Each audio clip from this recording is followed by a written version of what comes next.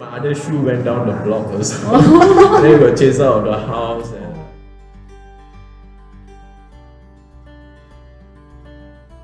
to this patient who had dementia, and usually she's really nice to us.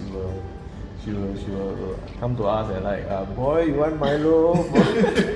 But I don't know, that day I think she was just not in the right frame of mind. Then she got upset with us, throwing things at us and chasing us out of the house. And I remember like she took my shoe and threw at the nurse also. Wow. Yeah, and then my other shoe went down the block also. Then we got chased out of the house, and I think then she called the police and all that. What? Definitely. This is an exception. I ever did set up an Xbox for this kid and his sibling. When I was like leaving, right? They don't even care if I'm leaving. They're like so ready to play the game already.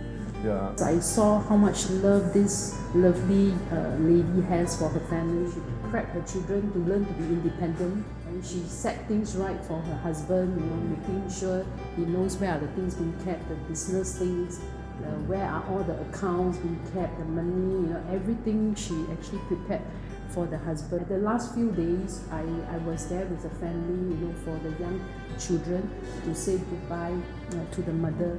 So we were taught to be professional, we are not supposed to cry with the family. But I think for this family, I just couldn't control myself, I just shed tears. But in our setting, we have to go to the patient's house. Sometimes it's raining, we have to find a way to get there. Yep. Other times there are patients which have scary animals. Yeah. Then we also get scared.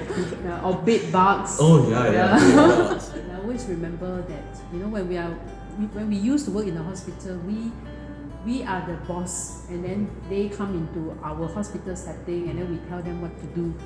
But in home care it's very different. In fact, we are the guest, they are the host. So I think in home care, what I learned all these few years working in the home care setting is that we have to give a lot of respect to the patients, respecting their culture, respecting how where they want to be examined, where they want us to see. I guess in the home care setting, it's almost like we become part of their life. Yeah. And we journey with them.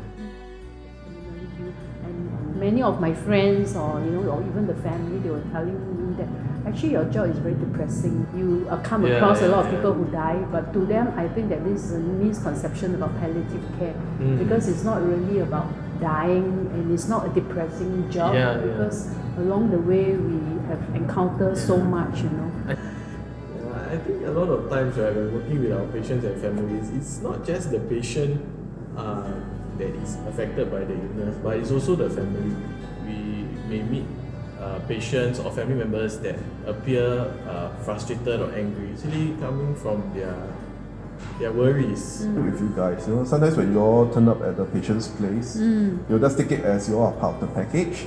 You have like nursing support, and then you have social support, and then when research actually comes in, they will be like, why are you here? Like how you are doing research work on dying patients? Is it because any problem, then they die already, then it's like, okay, no problem. It's not trying to take advantage of the dying patient. Research is really about trying to find out things with regards to our patients, our caregivers, and finding ways to support them, as well as to advance also knowledge within our own clinical teams. I think research definitely has a role. A lot of the work that you do informs us in our practice. Yep, I think for me, many of us, we see this as a privilege, for us to be able to gain entry into the life of the patients and their family. I think as my nurse manager always tells me, my nurse manager Lechu always says, it's a blessing that we get to work with our patients. Yes.